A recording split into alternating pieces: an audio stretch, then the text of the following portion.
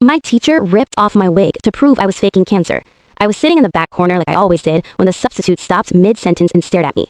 "Take off that ridiculous wig. It isn't Halloween." I told her I had a medical condition and she crouched down next to me. "Let me guess. Cancer." I nodded and she shook her head like I had disappointed her. "Sweetheart, I've been teaching for 20 years. I know a sick kid when I see one, and you don't look sick to me." I tried to explain that I was in remission and still growing my hair back, but she held up her hand. "Save it. You want attention so badly that you're pretending to have cancer? That's the most disgusting thing I've ever seen a student do. Do you know how many people are actually dying from that disease while you sit here playing dress up?" She grabbed a fistful of my wig and yanked it off my head. The room went completely silent. I sat there with my patchy scalp exposed while she held up my wig for everyone to see.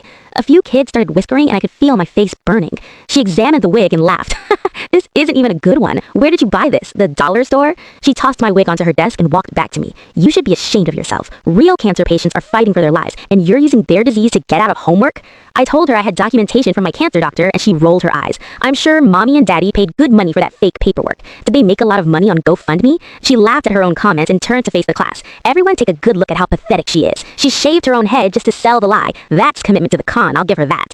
A boy in the front row said, "I think she actually does have cancer," and the substitute cut him off. "Did I ask for your opinion? One more word and you're going to the office." She walked back to my desk and leaned in close. "Here's what's going to happen. You're going to stand up and admit that you lied about having cancer." I told her I wasn't lying and I could show her my wart scar. She grabbed my arm and pushed up my sleeve. "That could be anything. It looks like a birthmark."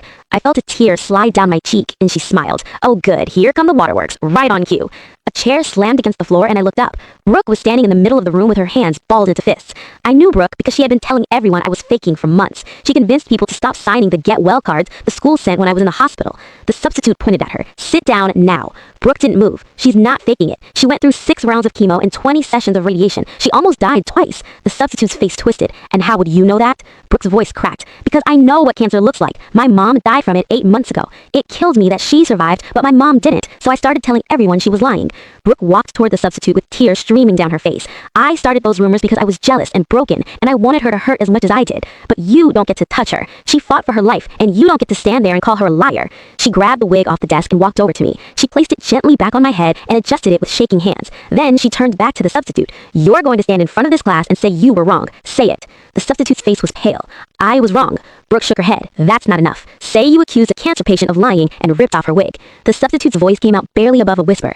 "I accused a cancer patient of lying and ripped off her wig." Brooke nodded. "Good. You wanted everyone to see what a liar looks like. Now they do." Brooke turned to me and her voice softened. "I'm so sorry for all of it. I'm going to spend the rest of high school making